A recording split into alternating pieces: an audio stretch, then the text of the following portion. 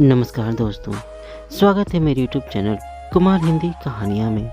दोस्तों, आज हम सुनेंगे कहानी माँ मुझे रोक लो ना। दोस्तों, कहानी का पूरा आनंद लेने के लिए एक बार कहानी को पूरा जरूर सुने। तो चलिए इस कहानी शुरू करते हैं।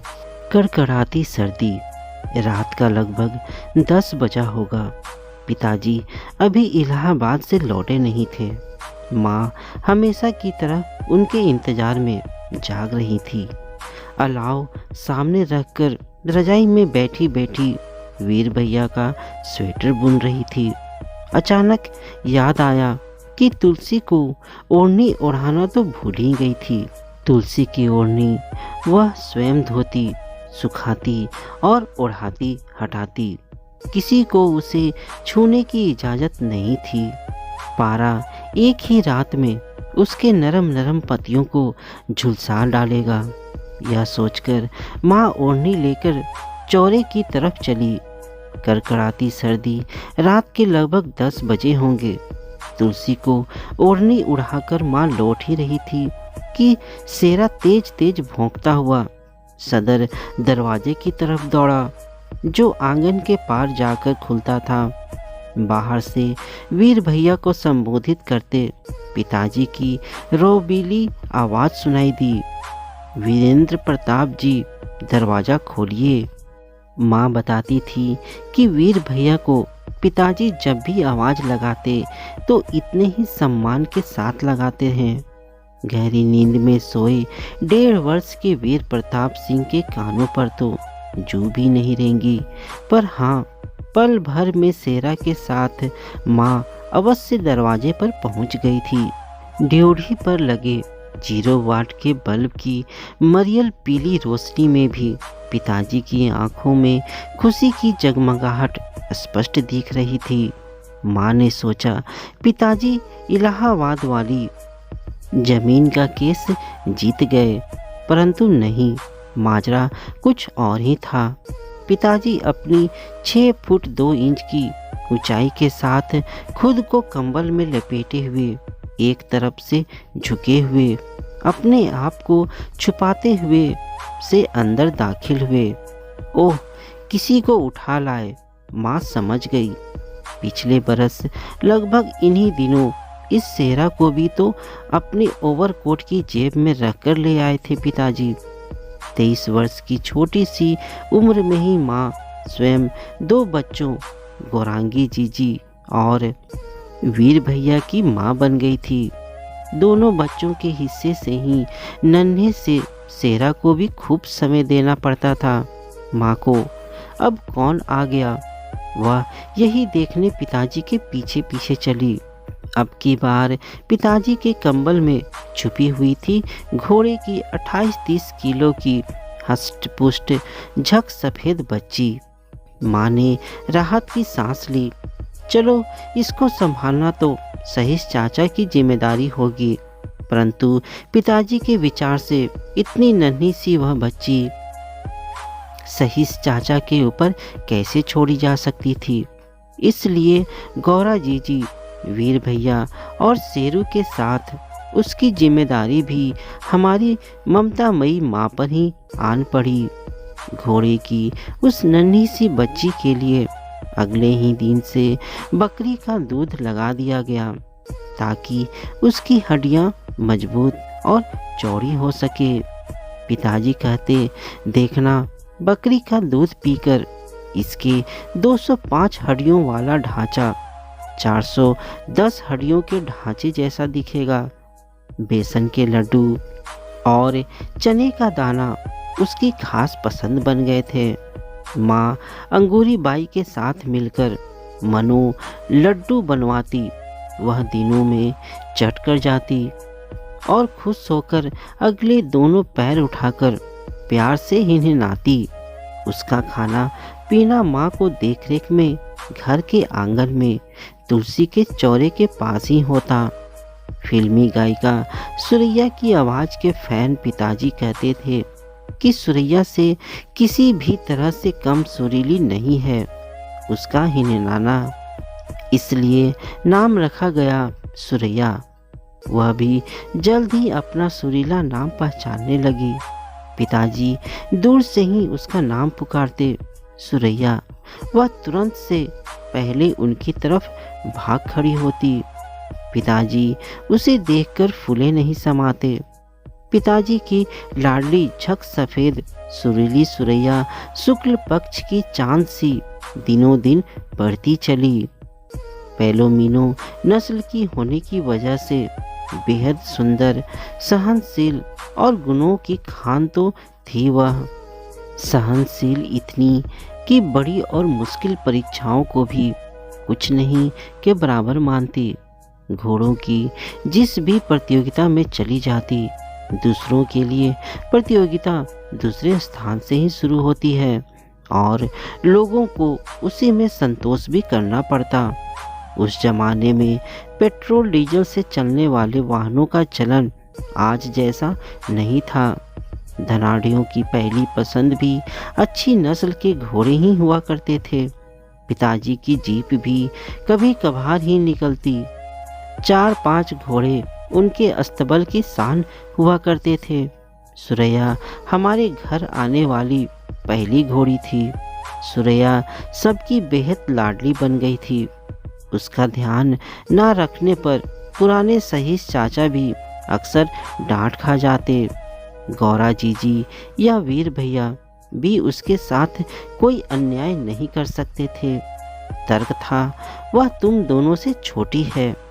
4-4.5 बरस तक उसका पालन पोषण और प्रशिक्षण बड़े ढंग से किया गया। उसके आगे के 12 और पीछे के 24 के 24 दांत उसके गुलाबी मुंह में बगलों की श्वेत अनुशासित से दिखाई देते। लगभग 350 किलो की 65 इंच ऊंची सौंदर्य से भरी नवयौवना सी श्वेत वर्णा सुरैया जिधर से निकल जाती, हर दृष्टि उसकी ओर उठ जाती। भाव चाहे ईर्ष्या, प्रशंसा या कोई और होता हो, पिताजी की पसंद थी आखिर, जिन्हें हर बात में विशिष्टता चाहिए होती। सुरैया के चर्चे दूर दराज तक फैल गए, जैसे वह कोई साधारण घोड़ी ना होकर राणा प्रताप के चेतक की सहोदर हो। जब अपनी तीव्रतम गति से दौड़ती तो घर से 50 किलोमीटर दूर धामपुर घंटे भर में पहुंचा देती।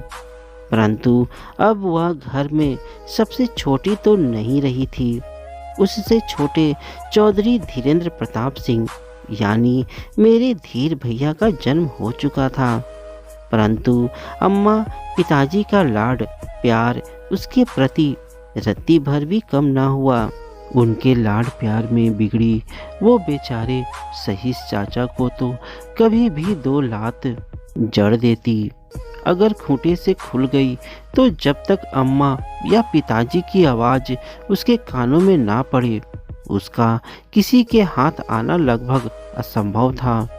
पिताजी की अनुपस्थिति में सहीस चाचा माँ को ही पुकारते उसे पकड़ने के लिए। माँ उसे पुकारती, उनकी अवज्ञा वो कभी न कर पाती और झट से बेसन के लड्डू के लालच में उछलती हुई माँ के पीछे पीछे घर के भीतर अपनी सब निर्मित सीमा तुलसी के चौरे तक चली आती। माँ उसके लिए लड्डू लेने स्टोर रूम में जाती और वह हिनहिनाती हुई वहीं तुलसी के चौरे के पास किसी समझदार चंचल बच्चे की तरह उनकी प्रतीक्षा करती।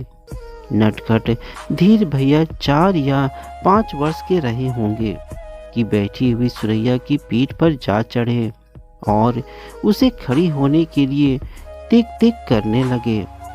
छोटे मालिक के आदेश पर वह आज्ञाकारिणी तुरंत खड़ी हो गई। उसकी खड़े होते ही अनाड़ी सवार धीर भैया उसके नीचे आ गिरे। उसका बायां पैर उनके ठीक पेट के ऊपर हवा में ही था कि संयोगवश माँ सामने आ गई और जोर से चिल्लाई, सुरैया पाँव नीचे मत रख, पाँव मत रख सुरैया। ना जाने कैसे समझी वो चतुर पांव ऊपर ही किए खड़ी रही तब तक जब तक माँ ने भैया को उसके नीचे से खींच नहीं लिया। पिताजी ने उसकी इस समझदारी पर मन भर बेसन के लड्डू उसी दिन बनवाए। निसंदेह उसने समझदारी भी गजब की ही दिखाई थी। माँ तो उस दिन के बाद धीर भैया का जीवन उसी की देन मानती रही। बहरहाल कहने की जरूरत नहीं कि वो हमारे घर का हम में से ही एक सदस्य बन गई थी। पिताजी की इकलौती प्यारी बहन हमारी चंद्र कुंवर बुआ की बेटी सूर्यबाला जीजी हमारे ही घर पली बढ़ी। वो गौरा जीजी से भी बड़ी थी, इतनी बड़ी कि अब उनके ब्याह का समय हो गया था। पिताजी ने सूर्या जीजी का रिश्ता अपनी ही पसंद के एक जमींदार और खानदानी घराने में तय किया था। सब खुश थे। पिताजी बड़ी खुशी खुशी जीजी के ब्याह के उपहार जुटा रहे थे।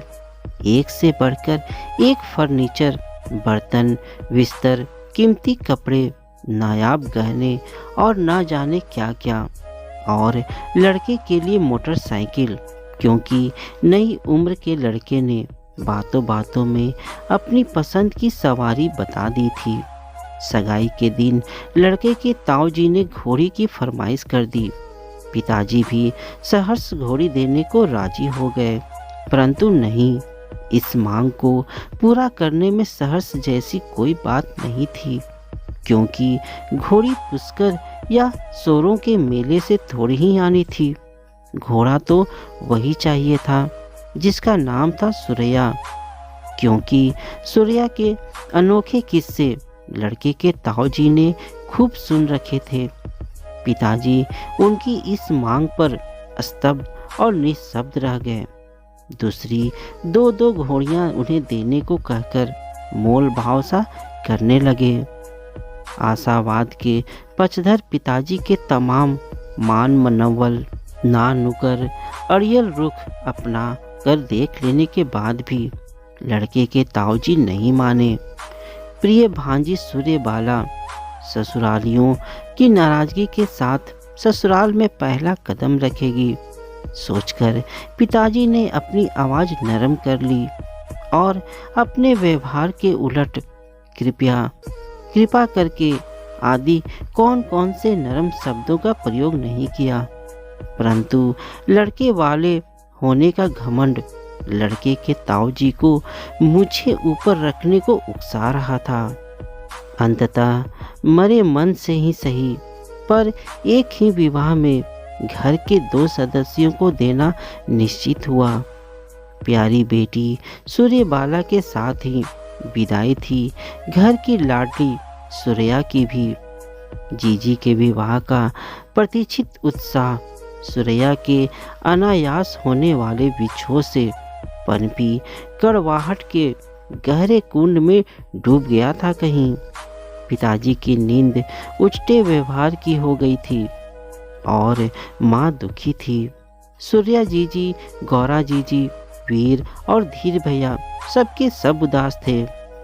मैं तो खैर पैदा ही सूर्या के चले जाने के बाद गुमी हुई खुशी को ढूंढते उदास माहौल में हुई थी, इसलिए मेरे नामकरण में सबसे छोटी दावत दी गई थी और मेरी जन्म कुंडली तो आज तक पूरी नहीं हो सकी। उदासी में ही सही, पर सूर्या जीजी का विवाह ठीक से संपन्न हो गया। विदाई के समय लड़के के ताऊजी को वधू ले जाने की अपेक्षा सूर्या को ले जाने में ज़्यादा दिलचस्पी थी। आखिर सही चाचा उसे अस्तबल से ले आए और उसकी लगाम लड़के के ताऊजी को सौंप दी। वह लड़की और लड़के वालों का भेद समझ पाने में सर्वथा असमर्थ थी। उस चंचला ने पल भर में स्वयं को उससे छुड़ा लिया। सही चाचा ने फिर से उसके रस्सी उन्हें थमा दी।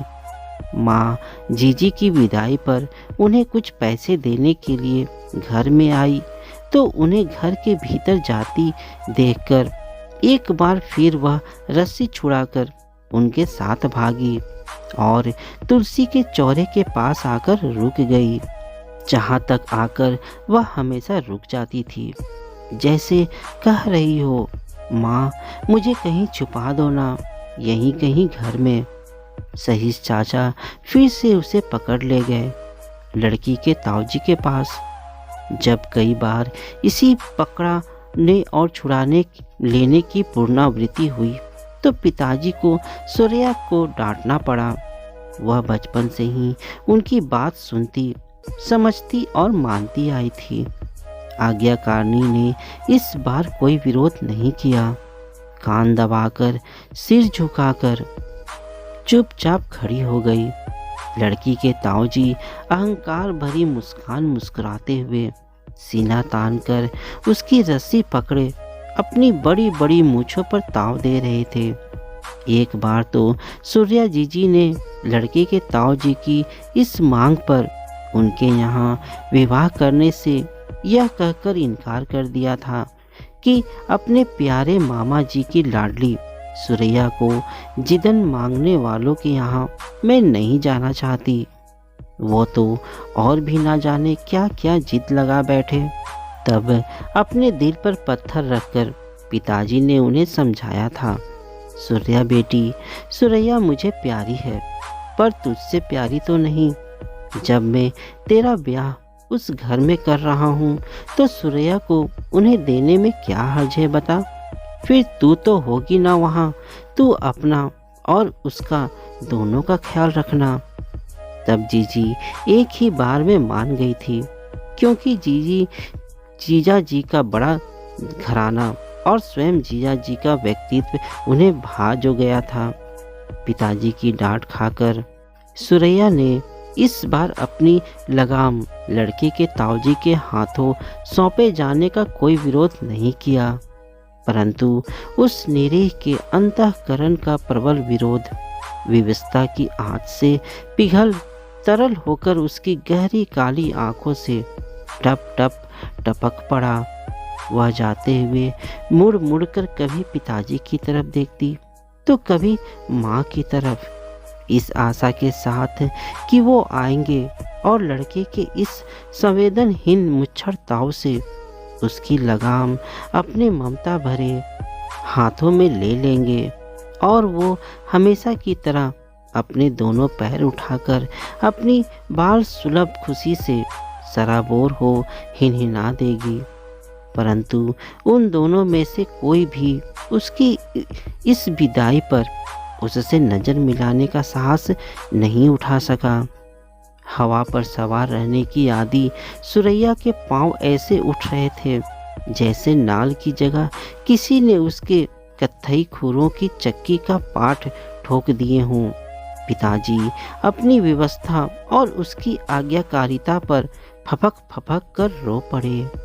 दादी के देहावसान के बाद पिछले 30 वर्षों के अंतराल में लोगों ने उन्हें पहली बार अपनी भावनाओं को यूं स्वतंत्र छोड़ते देखा। सूर्या जीजी जैसी प्यारी बेटी की विदाई पर आंसू छलक आना कोई अनहोनी बात तो नहीं थी, पर निश्चय ही उस दिन पिताजी सूर्या जीजी के लिए नहीं रोए थे।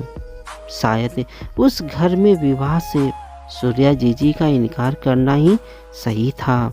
वहाँ सूर्या की तो क्या खुद उन्हीं की कदर नहीं हुई। जीजी ने बहुत कुछ सहा, पर वो मर्यादित परिवार की संस्कारों की डोर से बंधी इंसान की बेटी आजीवन उस परिवार में रहने का साहस जुटा पाई। परंतु सुरैया की अपनी व्यवस्था थी। आखिर वह पशु पुत्री ऐसी मर्यादाओं में बांधना कैसे सीख पाती। उसने तब की बस अपने मन की। जीजी के ससुराल की एक भी सदस्य को एक भी बार ढंग से सवारी नहीं दी। बेसन के लड्डुओं पर पलने वाली पिताजी की उस लाडी ने उपेक्षा से डाले गए चारों को सूंघा तक नहीं। भले ही उसका 205 हड्डियों वाला ढांचा सूखकर मात्र 100 हड्डियों का सा ही क्यों न दिखने लगा। उसकी इस अनुशासनहीनता पर उसके साथ दुगुना दुर्व्यवहार हुआ। उसके दाग रहित झक सफ़ेद रंग की नरम नरम रोएं, जगह जगह हंटरों की तस्वीर खुद पर उतारे खड़े थे। सूर्यबाला जीजी ने जब हड्डियों का पंजर बनी उस उदास सुरैया को अपनी ससुराल में पहली बार देखा तो वह बेतहाशा रोई थी और एक जानवर के कारण रोकर घर में अपशगुन फैलाने के लिए अपनी सासू माँ से खूब लताड़ भी खाई थी।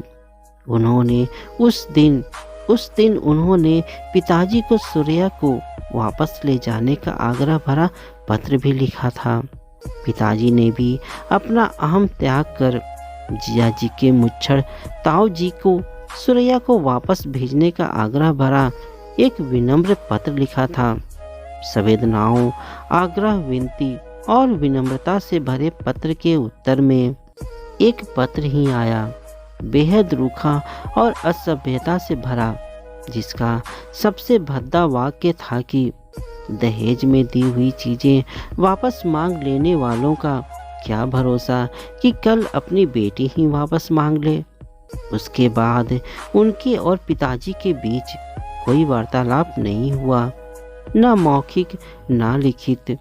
सुरैया को अपने लिए नकार जानवर सुरैया जीजी के ससुराल वालों ने उसे अपने किसी रिश्तेदार को दे दिया, पर वह वहाँ लंबे समय तक नहीं रह सकी थी। वहाँ से चली गई थी, कहाँ यह कोई नहीं जान पाया। सूर्यबाला जीजी तो जीवन भर हमारे घर आती जाती रही, पर वह माननी अपनी मर्जी के खिलाफ एक बार घर से विदा होकर फिर कभी वापस नहीं लौटी। कितना रोष रहा होगा उसके मन में खुद को घर से अलग किए जाने का, या शायद जानती थी उसकी इस तरह लौट जाने पर पिताजी को जिया जी के ताऊ जी के सामने शर्मिंदा होना पड़ता। बस उस बरस हमारे घर में बड़ी आपदाएं आई। चैत में सूर्यबाला जीजी का ब्याह हुआ था। बैसाख में खलिहान में रखे हमारे कटे कटाए गेहूं पालों में जलकर राख हो गए। कौन जाने क्यों धान की बालियों में दाने नहीं पड़े। माँ इतनी ज़्यादा बीमार हुई कि लगभग मरकर ही जिंदा हुई। पिताजी भी महीनों अवसाद में रहे। हम इलाहाबाद वाली ज़मीन का मुकदमा हार गए और भी न जाने क्या क्या छोटे बड़े अनेक नुकसान हुए। यूँ तो मेरा जन्म ही सुरैया के जाने के बाद हुआ था, सो मैंने उसे कभी देखा तो नहीं, पर रोज मेरे पिताजी से कहानियाँ सुनने के शौक ने, बल्कि लत ने सुरैया से मेरा परिचय कराया और खूब कराया। रामायण, महाभारत आदि अनेक पौराणिक कहानियाँ सुनाने के बाद पिताजी रोज मुझसे सुरैया की कोई चुनिंदा स्मृति साझा करते और फिर बड़े मलाल से कहते, वैसे तो घोड़ों की आयु 25 से 30 बरस ही होती है, परंतु अगर सुरैया मेरे पास रह गई होती तो मैं यकीनन यह दिखा पाता कि अच्छी देखभाल के साथ वह ज़्यादा भी जी सकती है। यह कहते हुए उनकी मोटी मोटी आंखों में लगभग रोज ही आंसू तिर जाते, जिसे वह मुझसे छुपा लेने का भरसक प्रयास करते। अक्सर छुपा भी लेते, पर कभी कभी वो उदंड होकर आंसू आंखों से बाहर दौड़ पड़ते और उनकी छोटी सी बेटी के सामने उन्हें कमज़ोर दिल का साबित कर देते। पिताजी की लाडली सुरैया का दर्द अक्सर उनके साथ साथ मेरी आंखों से भी रिस पड़ता। इस तरह सुरैया से मेरी घनिष्ठता भी कमोबेश उतनी ही हो गई थी जितनी पिताजी की अपनी।